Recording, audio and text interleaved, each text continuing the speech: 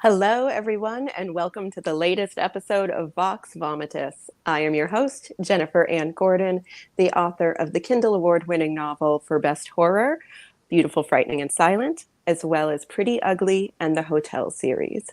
Joining me today, as always, is my VOX VOMITUS vixen, Allison Martine, author of The Bourbon Books, which includes the award-winning novel Dibs, Since September, Move on Melinda, and her recent novel, Climb the Salmon Ladder. Joining us today is Chandra Blumberg, and we are here celebrating her very new release. It released yesterday, Stirring Up Love. Welcome to VOX VOMITUS, Chandra. Thank you. Thanks so much for having me on the show. Hello, and welcome back. Because we got to talk on To the Moon, Allison, when your first book came out, Digging Up Love, which had me doing all sorts of things with baked goods and putting things in buckets and so forth to try to do a great photo shoot. And I was showing you beforehand. This one, I was trying to do barbecue sauce pictures with a label. My daughter is the Sweet Baby Cupids. That is not the name of the barbecue sauce in your book, but I do applaud her effort and all the barbecue references in your book. You want to tell us a little bit about it? And it's not just about barbecue sauce. First of all, I love that. I think that's amazing. And I hope you did some pictures because she did a great job. But yes, so Stirring Up Love is all about obviously barbecue, but really it's a small town rivals to lovers romance featuring a small town restaurateur. She has her barbecue restaurant, and then a chef, and he's an out of towner, and he's also got his own brand of barbecue sauce. And sort of they both show up at the local farmers market, and sparks fly because they're each other's competition. So, yeah. And her reaction to him showing up is just like, "You're on my." It's yeah, amazing. She went real territorial, real fast. So, like second, like within 2 seconds, she's on the phone, like damning this poor man to like have the worst tent mates that he can possibly have, or so she thinks. I need you to remove a barbecue competitor. I feel like I would have read an entire book about that knitting group. Yeah, I had a lot of fun. Because in my brain, they're like half of a cult. They're like a little, like, because I write horror, that I'm like, ooh, I don't trust that knitting group. You don't trust those knitters? No. They're just way too eager. All right. They're just, people like that who are really into their hobby and don't get why everybody else isn't really into their hobby too. Yes. And they think everyone else is. They're genuinely like, don't you want to join? Yes. No. And I feel like knitting was such a great thing to use too, because of course in the past several years, there have been a lot of people who took up knitting, and rage knitting was, wait, all rage the rage. Knitting is a thing? I thought during the pandemic we were all required to have sourdough starters and banana bread. Rage knitting was pre-pandemic, when something happened in our country politically that a lot of people disagreed with. We rage knit? Yeah, so they knit hats. Yeah, I'm trying to like not say those pink hats, those pink. Okay, I know which ones you mean now. Specifically, they mimic a part of the body. Yes, yeah. But you usually wear it on your head. Anyway. Yeah, exactly. And usually we swear on the show, but I feel like we've never used the P word on the show, so I didn't want to be the first one. You're like, we'll not do that.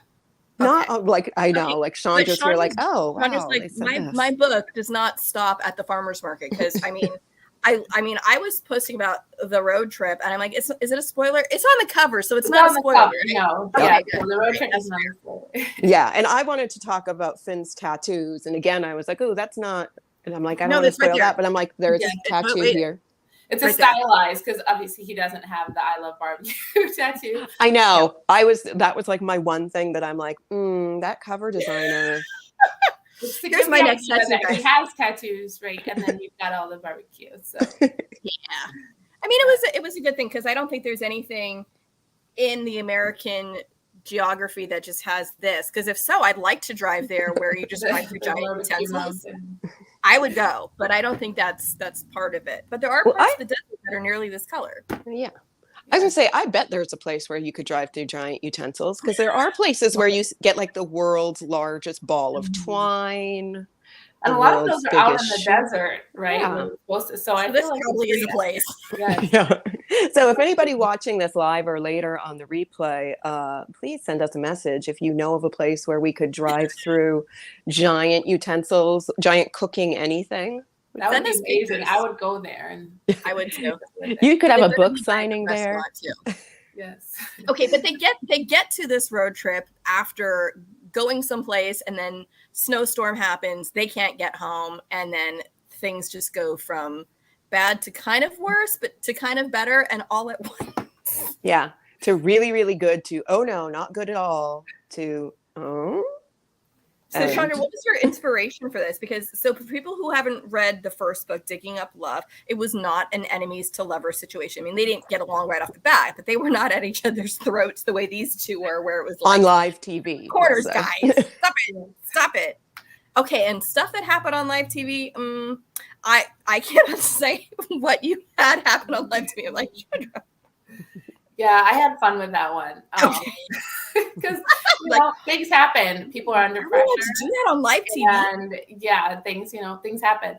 But I think that the difference is, Alicia from the first book, she's the oldest sister. She's very much like the caretaker, sort of the responsible one. Simone is responsible, but she's also very bold and like going after her dreams. She doesn't care about, speaking what's on her mind.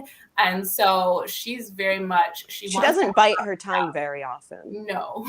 She bites her tongue so fiercely, right? And then this guy comes in and he's not from town, and here she is, she has her mindset. And then this is just turning everything on its head. And she's like, I'm not ready for this. I've got to sort of go on the offense.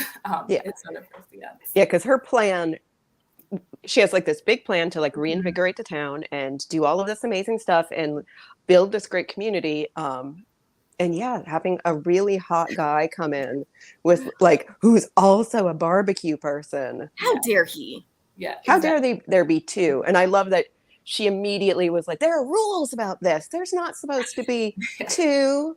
I did not realize there were farmers market rules, and now I kind of want to go to my local farmers market and ask if there's like a code of conduct, because I mean there's plenty of duplicates at mine, so I'm curious if like I was playing a little fast and loose with that, but I bet there is like sort of this unspoken, not necessarily about how many of people, but you don't do this, you don't take this person's spot, or you don't come before so and so. I feel like there's always sort of these like little hierarchies, and there is, and I mean, and I used to do craft shows, and there were like a certain number of like where it's like we can't have more than 3 people who do t-shirts. We can't have like it can't just be all purse makers, like that's also or all knitted bikini tops.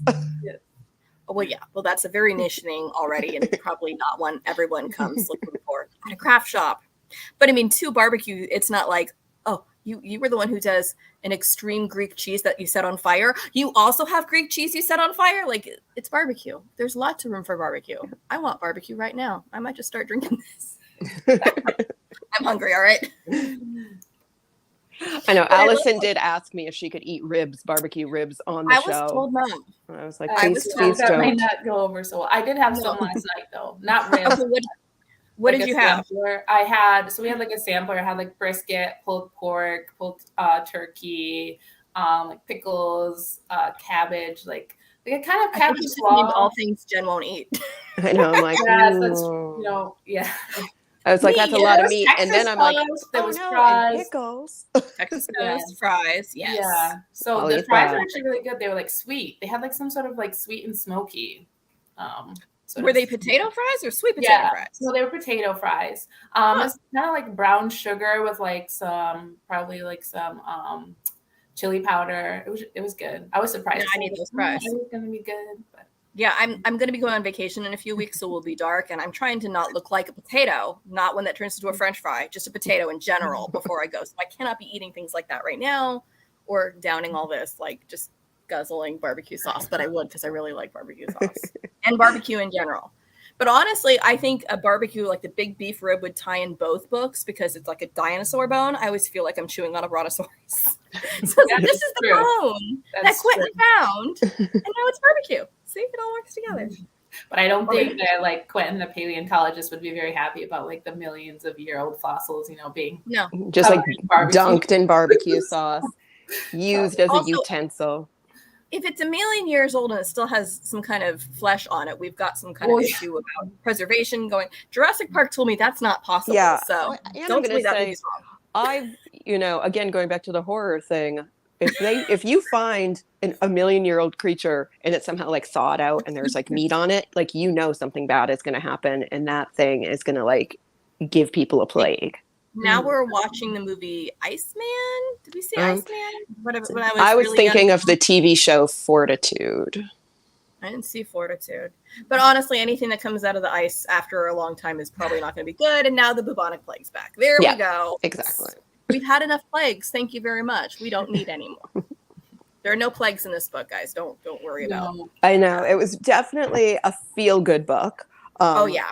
I will be very honest and say I don't read a lot of feel-good books. You don't look for feel-good books. She's like, ooh, this one causes me pain. I like it.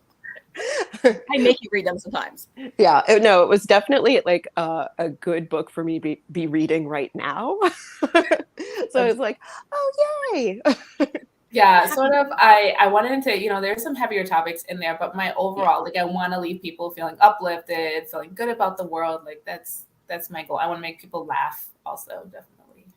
Well, yeah, I mean, I would call it, we've kind of joked there is this place. Yours would be a clean romance, I would say, but it still has a little heat and a little spice to it. So we call it like the sweet with heat, which also sounds like we're talking about barbecue sauce again, which we're not. I think I've had chips that were called sweet with heat. No, because I've said the same thing about mine, is that they're not like full on erotica or anything like that. And a lot of times right now it feels like the romance has kind of gone in two directions. It's either G-rated or X-rated, and things can fall in between, because isn't that more accurate to life? So it's not like she's like, well, I'm going to look at him and I'm never going to touch him this entire time, and my thoughts are always pure. Yeah. I think there's definitely just room for like all different heat levels in romance, because, well, first of all, I read all heat levels. I think a lot of people do, and sometimes you're in the mood for lower steam or whatever you're reading. So I feel like it's something for everyone, and also like you said, it doesn't have to be 100% just very chaste or whatever. I guess. Yeah, it's not like this isn't one of those like prairie romances where that's just like. Which is fine, Which is fine. Which is fine. That's its own thing. Yeah, it's its own thing. They There's definitely on had the prairie sometimes. But these characters definitely had sizzling thoughts about each other. Oh, They just might not have been acting on each one. Yeah, I wanted to bring all the chemistry. That's important for me. So it was super there. Yeah. Like, you started describing Finn, and I was just like, hold on. I feel like Finn is like every man I've ever like all like the hot guys like from my 20s. You're just like, oh my God, he's bad news for sure. Or is he? The tattoos, the jeans a little like low on his hips, working in a restaurant. I was just like, oh no, it's checking off all the boxes. Okay, first off, if you're working as a chef in a restaurant and you're male, I thought you were required to have tattoos. Like, that's part of your resume. They check to see how much you have, because I've never watched a cooking show where half the male contestants don't have full sleeves. And even the ones that don't have full sleeves, they're like, oh yeah, I have one like right here behind my ear. And then you're like, oh, okay, you have one too. It's like, chop, chop, get the mink. It's all together. Yeah, maybe that is part of it. So do you I was just going to say, so I know Allison's talked to you before, but I haven't. So do you consider yourself a foodie? Is like cooking and food something that you are particularly, is that your version of rage knitting? So I love to bake. I love to bake more than cook. Like, I do cook all the time because I have 4 kids. So it's just like a requirement. They always need to be fed. Yes. They keep asking for meals. It's weird. No, but I feel like that I do like to cook, especially like if I have like a lot of time and free time and to like cook something really fun, then yeah. But in terms what is this free time you just mentioned? Have 4 kids. When do you have free time? Well, like when it comes to decompressing, like baking is more like I will just like carve out some time and like make some cookies, and that's fun for me. So, but I do love watching like all of the shows like Chopped and like Top Chef. I love watching all those. It's just that which is your favorite? For a long time it was Chopped. Now I'm not sure. I don't know. You're like, is this a trick question? It's not a trick question. I always loved Top Chef, but like the earlier seasons, and then part of it is you lose different cable stations. Yeah, I haven't seen it since like forever. I haven't. Yeah, me neither. Yeah. But I loved Top Chef partially because of just the caliber of the cooks. But lately, or more recently, I've loved the Great British Baking Show, mostly because they're all amateurs like me. They're all so polite and so sweet, and they're like, They're oh, it's so a bit kind. they're so sweet like, to each other. Yes, Yes, it's the opposite. I love them just being like, oh, I tried, and like the cake fell on the floor.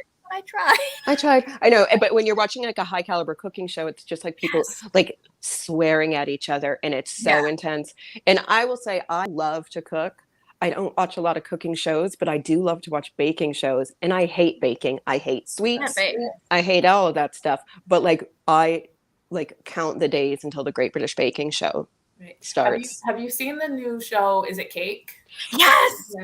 My husband and I just spent hours the other night on random YouTube stations. He sent them to me, and I'm like, "Are you guys watching? Is it Cake?" And he's like, "No." And he's like, "We should be watching it. Jennifer would love that." And he's like, and he, I guess, went and looked it up. He's like, "Oh, well, it's new. That's why." And I pointed out, my eldest daughter thinks she can always spot it, especially in the end round where it's one is a bag of money and one is cake, and she's like, "Oh, I always know." That is hard. That one is hard. It's hard because you're far away too. Because they can't get right up close. I am blind. There's no way I would. If I were one of the judges, I would just be like, "Let's flip some coins here, people." I don't know, because I can't tell, but they're so amazing.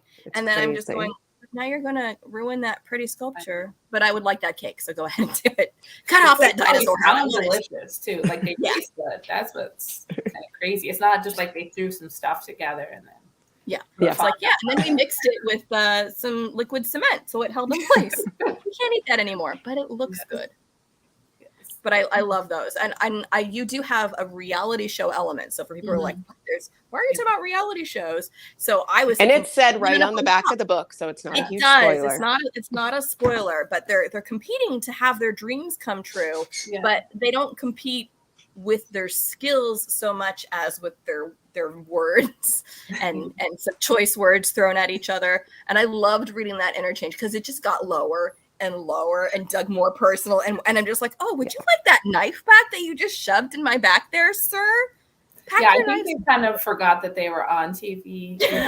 What's funny is I was reading it and then I was like, wait a minute, did they cut to commercial? Like, did I skip something? And I went back up to the top and I'm like, nope, they didn't. Nope, they did not.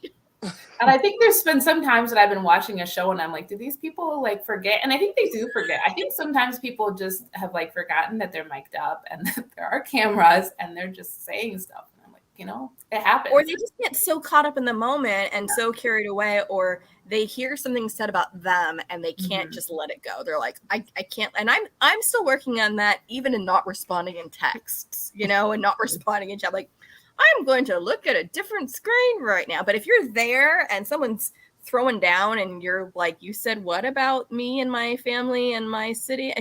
When family. And also writing an enemies to lovers, I sort of have a thing where if I read enemies to lovers and it's more like a dislike or whatever, I'm like, well, they don't really dislike each other. So I like it when there's a reason, these people don't like each other. And I just feel like it just makes the journey that much more sweet. And that bigger of a payoff, So I really wanted to make sure, no, these people, they're not friends. They are not. No. Well, and especially I love how they were enemies, but you also let us know right away that there was also wow, I hate them, but why are they so good looking? It's not like why do I keep thinking about they were good looking? I didn't realize they were good looking because I was so angry. It was all there, all at the very beginning, like. Yeah. They're hot. Why do I need to murder them? Because they're so hot, but I really do need to murder them because they are the spawn of Satan. And both of them, not necessarily, I wouldn't say Finn did because he was kind of blundering into the wrong situation, but Simone's just like, I'm just coming out swinging, and it just gets worse and worse. So they both have reason to just want to split each other's throats while they sleep. And sometimes they do in the same room, but nobody's throats are slit. This is a HEA, guys. No one's murdered in their sleep. No, it's absolutely ever. It's just words. They're just words. They can't hurt you.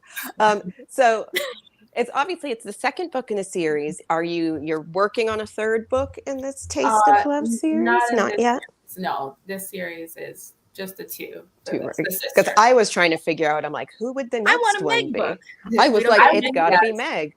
And I would pair off everyone. Like I'm just, in your mind, you can just imagine, single people. That's just what I do.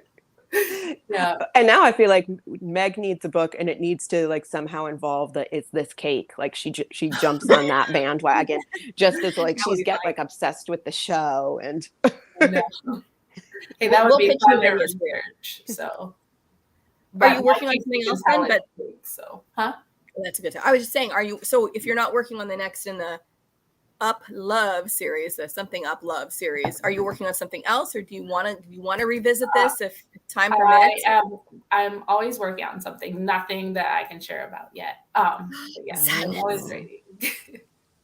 What about a movie version of this? Because I cannot not start dream casting people in this. So do you have a Simone and a Finn that we're working up here? So I'm terrible at that. Like I get to ask that question. I'm like, I don't know. But people keep saying, I guess I haven't seen, there's this show called The Bear. Yeah. Yeah. They're like, oh, he's got tattoos. I guess people are saying he has giving Finn vibes, which I'm like, I need to see it. That is the exact guy I was thinking of the second this started. I was like, it's called The Bear. It's on Hulu. It's about a guy who comes back to run his family restaurant. And that's probably why people are it's in Chicago. And there you go. And it's like a Italian sandwich shop or something like that. But he's a trained chef, and he's tattooed. He again, long hair. He gives off that Finn vibe of like, ooh, that's like, too hot, too kind of like. Okay, but you keep saying how hot he is, and he's bad. I always got yes, he's too hot, but he's also too sweet for his own good. Like there's a rejected puppy nature of Finn that just makes you, and Simone eventually, like want to just cover him up and pat his head and like pat the long hair and be like, it's okay. We love you. It's all right. And part of it, you both we already knew a little bit about Simone's backstory, and you don't get into it quite as deeply here because you already kind of handled it with Alicia's story because they're sisters. So when your deadbeat dad leaves you with your parents, he leaves both of you. So she went through the same thing that Alicia did, and her mom having passed away and being close to her grandparents. So we got some of that, but we also got to know what Finn's story was. So you both had people who were dealing with complex family dynamics and not really knowing always where they belong, both in terms of family, but also like larger community. And like Simone comes in and she's like hometown girl, but also doesn't know if she's welcome back hometown girl. Yeah, she like assumes everybody in the town hates her. Yeah, she feels like she's on the outs. And so she's sort of, this is her trying to help out her community, but sort of also buy her way back in. I think she kind of feels like she needs to earn her right to be there, which she doesn't, but that's how she feels. So that's sort of why she's more defensive. And yeah, she sees Finn as bad news. He's not. To her at first, that's her thought. She will forever be cursing the man whose goats did not come that day. Like, the goats weren't at the farmer's market. And that made me want goat cheese. So it's like, oh, now we're back to wanting beets and goat cheese. And I'm happy to eat all that if I could, because I love that combo. But no, and it was funny because we joke, and Jen would not let me eat barbecue on this show. But Jen, it was really the ribs is what I didn't want to see. You didn't want me eating ribs, fine. Honestly, you could have eaten barbecue chips. That's not the same. It's like eating something off of a bone that the vegetarian inside me is like, let me get away with eating Pop-Tarts on the show, but that's about it. I think I can eat a Pop-Tart less noticeably. Hello, Lori. Lori's saying hi, ladies. Hi, Chandra. So hello. But I was pointing out that this is not just about barbecue. So if anybody's like, I don't know if I want to read an entire book where they're just eating barbecue the whole time. They're not eating barbecue the whole time. He is a trained chef, and he's making these amazing things at various points, which kind of did give Chopped vibes at times, where it's like, hey, this is where you are. Make the best of it. And I liked the polenta part. Ooh, I like that too. Yeah, I was like, yum. And that was a vegetarian meal, right? Yeah. So, mostly because they couldn't trust anything else that may have shown up. Yeah, and I was a vegetarian for a short while, and I've thought about going back to it. So I think sometimes I'm like, yeah, that's what I want to, if I'm going to describe cooking. Okay, that's you and me both, because I was a vegetarian for, I can't math, about a decade. from when I was like 13 until like my early 20s. And then I started eating like chicken and fish and stuff. And then eventually I added in back red meat, partially because I'd been told that as a vegetarian, I wouldn't have enough iron. And if I wanted to have kids, I should probably have more iron, all that stuff. That being said, now I have 3 kids who are very picky eaters. So I kind of can't do what I would want to eat for my own, because then they are like, I don't know what this is. I'm not eating this, Mom. So I have to kind of cook for everybody, but I would happily become a pescatarian who eats ribs once a year. Just like give me my once a year. Where do you eat ribs all for every meal? Yeah, I was confused for a minute. Like for a 24-hour period, for 24 hours, only I would be. ribs. I don't have a gallbladder. I would be so sick. Okay, so and then once a year, I also want to have bulgogi because I love bulgogi. But I'm seeing like vegan bulgogi, so I want to try vegan bulgogi to see if it works, and if so, then I'm like, okay, I don't even need that exception. But I would happily do all that and do all that. But so if anybody's like, I don't know if I want to read a whole book about meat the whole time, this is not like the meat lovers. It really isn't. And I'm very like, oh no, please don't talk about veal or things like that. And there's, for a book about a chef and a woman who owns a restaurant, there's a lot of talk about like the craft of cooking and the love of cooking and the dream, the family dream, why they do what they do. But there wasn't that much. It's not like a book that's just for foodies. Yeah, I wanted to have the element, but Simone is also, she's an entrepreneur. So her vision sort of extends just beyond the restaurant. So there is definitely, they both have that like shared love of food and everything. So I wanted to tie that in, but it's not just centered in the restaurant. It's sort of just, they have a lot of ground to cover, I feel like, emotionally. And so also there's a lot of... And physically, they have a lot of ground to cover. Yeah. There's a big old road trip in this. Yeah. So it wasn't just all centered on, in the kitchen necessarily. Yeah. Yeah, they don't spend the entire time there, so people aren't like, I don't know if I want to read. No, this book covers a lot of ground, and it really kind of makes sense all the time, because sometimes I've read things where it almost feels contrived, like, and now it's like, no, this all made sense why they were doing it with the timelines they had. And one thing, I don't think it's a spoiler, because if they read the first book, Simone's got to get back to town after this big pitch, because her sister's getting married, which I loved getting to see Allie and Quentin again and bring those characters back, because I love them, and seeing like, oh yay, they're going to get to have their happily ever after. But it wasn't done in such a way that it's like, okay, and now here's their wedding. There was a plot point to it too. And so I appreciated that, rather than just like, well, here it is. Done, we're done. Yeah, I couldn't not have them in the book. And I feel like Alicia and Simone, the two sisters too, their dynamic is so fun. It is fun. Like, I feel like the sisterly banter, of course you got the banter between love interests, but the sisterly banter is really fun sometimes too. Well, I also feel like they have this cool dynamic, and I don't mean cool as in, oh, it's really cool, but cool as in how you wrote it, in that you've got a sister who's like, don't you see how people treat you differently and better and let you get away with stuff? And the other one's like, don't you see how that's true for you? Like, they're both doing like one of these. And I relate to this. I'm sure my sister's not watching. Hi, Dana, if you're watching. But we both at one point looked at each other. And this was when my mother was still living. We did not say this after she passed. That would have been in poor taste. But we were like, no, you're the favorite child. No, you're the favorite child. We both were like, how is it we both are convinced the other one is the favorite? And we both had super good evidence for why that one was getting special treatment. And it's like, well, they have no expectations for me. Nothing I do is good enough. And we're both doing this. And I totally saw that and could relate in Allie and Simone, including how things were handled, like when people had to step in with the restaurant, and were people appreciated for what their contributions were, and were their skills getting a chance to shine, and what do people think of the choices they make. And I related to so much of that, especially about the whole, what do other people think of my choices? And at some point people were like, people aren't necessarily thinking about your choices. They're living their own lives. Yeah, I was going to say, people don't care about your choices. Yeah. Unless it directly affects them. They don't care. Totally. But I related to Simone so much, because I am definitely, and Jen can vouch for this, I am definitely the person who's like, this person hates me because they just said this, and now I feel really, really bad. And she's like, that's not what they meant. Back off. It's okay. Take a breather. Go drink something. Go have a shot of bourbon. It'll be fine. And she's right. Like, these were never people. Okay, maybe in one case it was true, but in mostly these were not people who really had anything. She knows who I mean.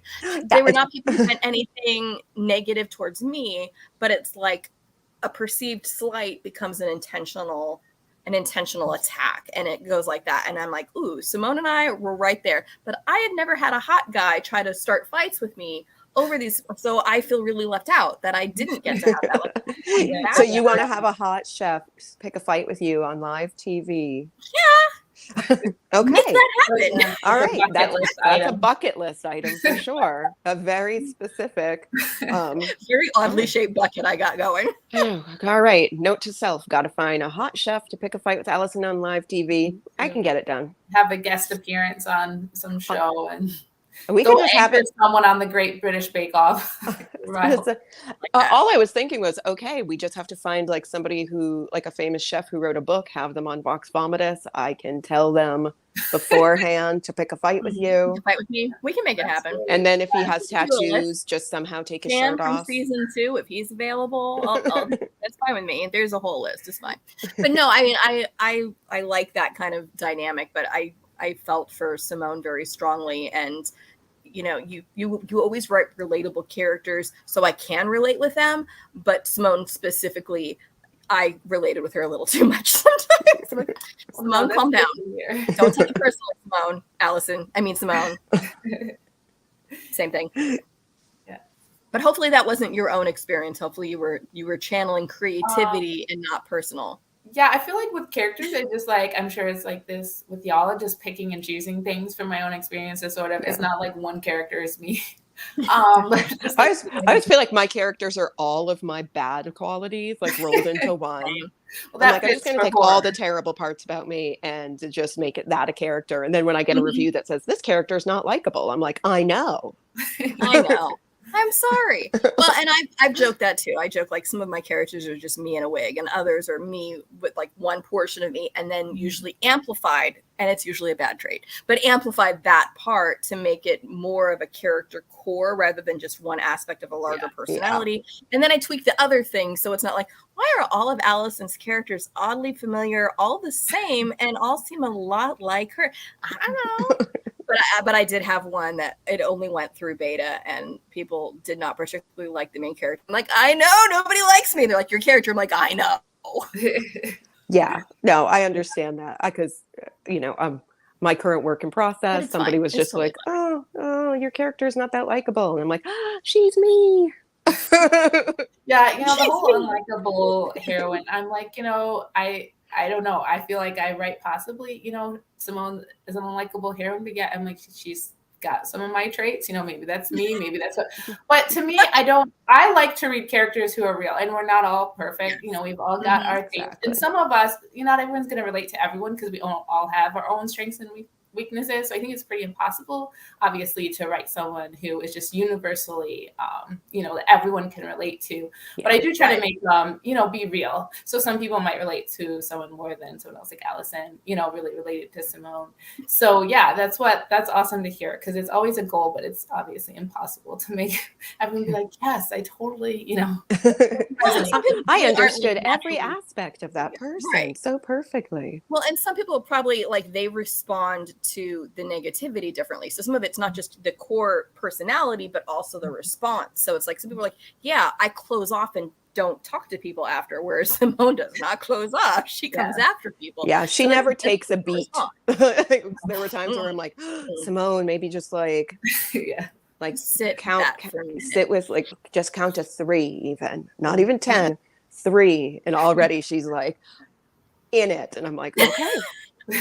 But if you write a character, like the flip side of the unlikable character is the Mary Sue, who's just too perfect and nobody wants them either. No. But I think the key, and you do this beautifully, is when you write a character who does have some rough edges and some character traits that maybe need to be addressed, that you address them over the course of the narrative in an organic way, which you do. So by the end, yes, Simone is still Simone, but there are things that she has looked at herself and had a mirror held up really close and go, hey, by a really hot guy.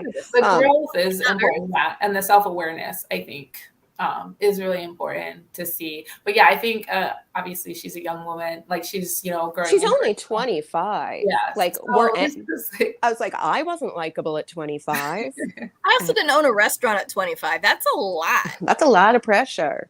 But I mean, I feel like there's a huge difference between having a likable character and a lovable character, because like we're not always all likable people. Yes. Like, I'm sure there are plenty of times my husband doesn't like me, but he always loves me. Yeah. I think hope. that, and once you see like why people do what they do, and I think, yeah, like Allison was saying, the journey that she goes on, obviously, and that's part of it. I think having the other person in your life, you know, having these relationships, whether they're the love interest or, you know, family and friends, to sort of say, okay, this is what's awesome. This is what maybe I could do differently. But I think what's like amazing about Simone is that she's so loyal, like she's fiercely loyal. So the same like sort of go out and get them attitude that she has about her own stuff is how she is for like her whole town, for those she cares about, for those she lets in. So she doesn't like necessarily let everyone in, but when she does, then she's gonna do that same for you. Yeah. So she's sort of just, yeah, she's gonna throw down everything for those that she cares about, which is something that I really admired about her as I was reading. Yeah. I feel like, I mean, we would all be lucky to have a Simone in our life. And I do, because I have Allison. I was going to say, but in our lives and on our side. So let's just clarify on our side, that. yes. You don't want to be. I don't want to be, Finn at the first farmer's market. I don't want to have that Simone in my life. Yes, but you need someone like when you're at the airport and you need to get a ticket home. You know, we all have someone that's gonna like get the ticket, and then there's me who's like, I'll just wait 3 days. And you know, like approach the ticketing agent and try to see about getting a ticket. So yeah, we all have our strengths. So we need you to channel, like if you get stuck somewhere, Chandra, we need you to channel Simone and go up there and do your best for the ticket. So you're not sitting for 3 days. No, just sit down. Okay. That's cool. Because you're going to be here 4 kids while you're doing that. I mean, that's a lot of meals. And you don't want to be in an airport for 3 days with 4 kids. Yeah, no, that's terrible. It would just bankrupt you too, because like a bottle of water is $12. Yes. So. Oh guys, all you're sharing. I don't want her germs. She touched it first. He spit in it. Sorry, that's just my children. Yeah, that's how they are. This is why I'm thankful I just have a dog. But I I was just curious what kind of dog. Oh, the important questions are the ones that we always ask and get asked on Vox Vomitus. He is a Coton de Tuilier, which means he is a little fluffy white dog, 20-pound cotton ball. Oh, cute. I was actually laughing really hard because I tried to do a workout video. This is back to me not wanting to look like a potato in a couple weeks. And the person who was leading it, her dog was asleep on a cushion on the floor through most of the video and then woke up. And I was looking like, that looks kind of like Tubby, but it's probably not Tubby. And then I couldn't remember the kind of dog you had because it's a fluffy something or other. So it was like, it's a little white dog, but it probably isn't the fancy little. It's just. Oh, Tubby's not fancy. Yeah, he's probably like cockapoo or something. I don't know. I know big dogs. I don't know little dogs. They're small. Yeah. I got it. And he's actually being very nice, sleeping on a cushion near me. Aw. Try to do a workout video and see what happens. Oh, no. We can't even physically move around our house. He follows us and then goes directly to the refrigerator. And now he like pushes, because he wants I don't even want to say it. I can't. Why would he want that? Because it's his favorite thing and he can get a lot of them in a day. It's good for him. It's his favorite treat. Sorry, I'm saying all the words, and I'm like, any second now he's gonna like leap at my face. No, he now like shoves us by the backs of our knees and like forces our bodies to go into the kitchen. And the second we're there, he's like, like the refrigerator's right there. Uh oh. You probably heard the word kitchen. I think he heard kitchen and refrigerator. Words. It's different than the VET word. And it's funny because my kids are all at the age. My youngest can't spell. My other two, my eldest definitely can. My middle, it depends on what the word is. Like if I'm trying to suggest something like, are we going to have, and so we just start using really strange words. Like I bought Kinder Joy eggs yesterday and my husband's like, I put the confectionery chicken ovulations above. I'm like, oh, that was disgusting. Why did you call that? That's a horrible way to call it. Because if people don't want a Kinder Joy egg, it is a waste of money that my children are in love with, where it's like this chocolate, but it's not like a Cadbury egg. It's got a toy inside, which is why they want it. And they're like this big, and you open it up, and it's a thin shell of chocolate, and it has a toy inside and like a scrape out like Nutella kind of. I don't know. but they go bonkers for this silly thing. But he didn't want to. He wanted to tell me where they were without them hearing, and I'm just like, now that's just ruined. Thanks for calling it that. Oh, vomiting on Vox Vomitus. Vox Vomitus. Vox Vomitus. That's where we get the name.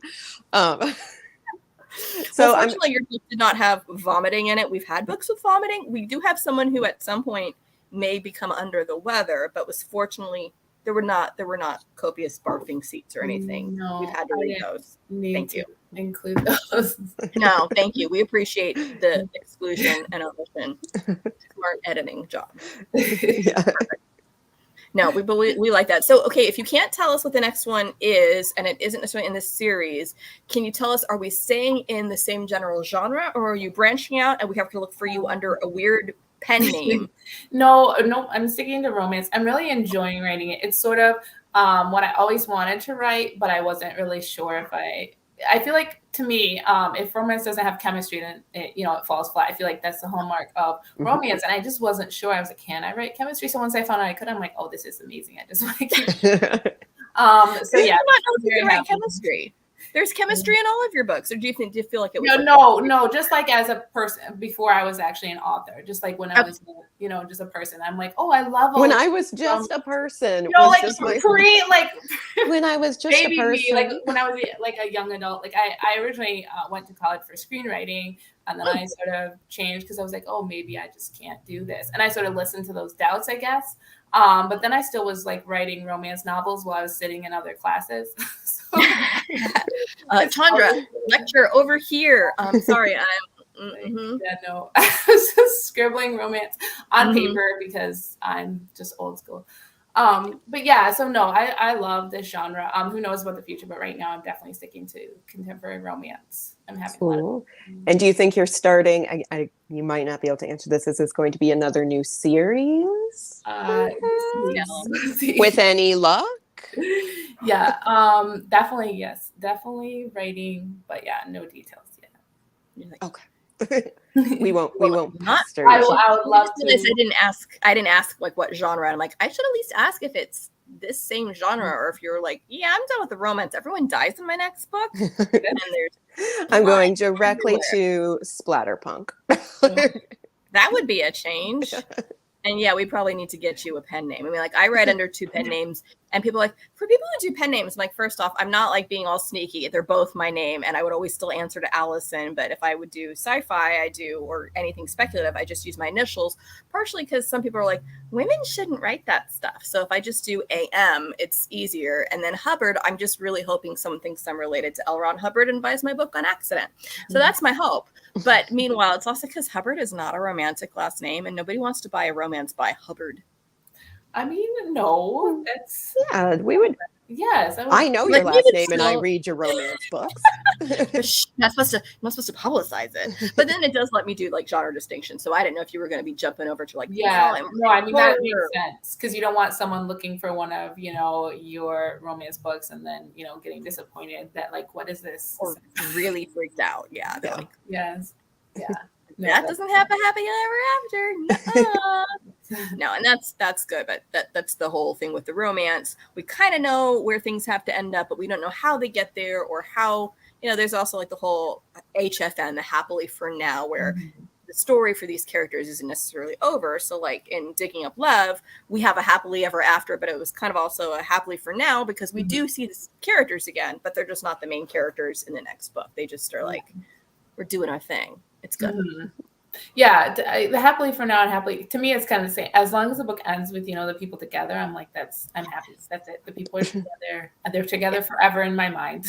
Yes, exactly. This is why I hate it when there's like reboots of TV shows and then like the characters aren't together again. I will forever never forgive the 90210 franchise because I was a big Kelly and Dylan forever.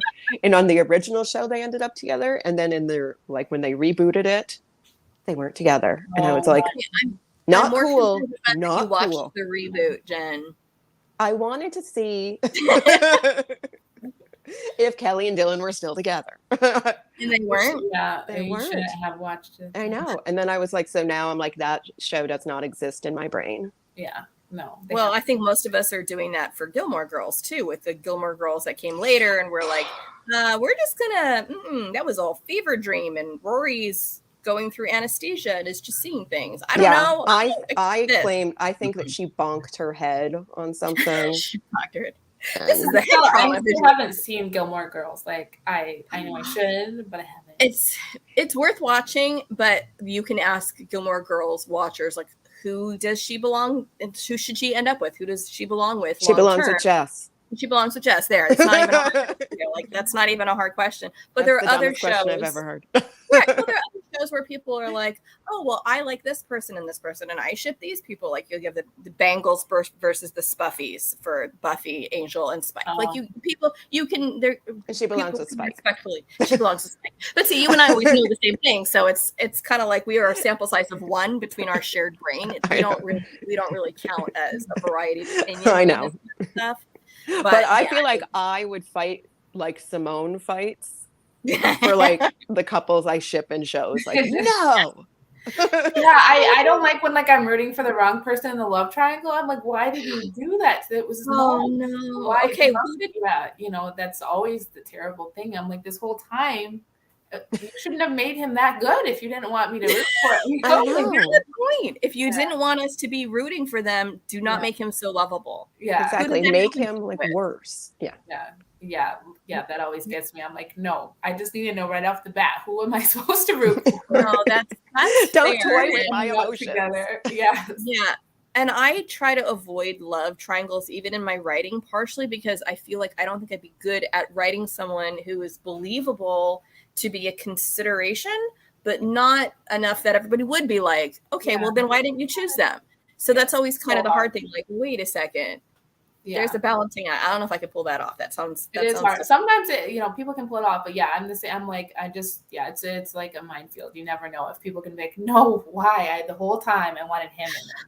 No. I mean, at least you have people invested and passionate, but if they're so invested and passionate that then they throw the book across the room and refuse to read like the rest of the series or anything else by you because you've pissed them off for life.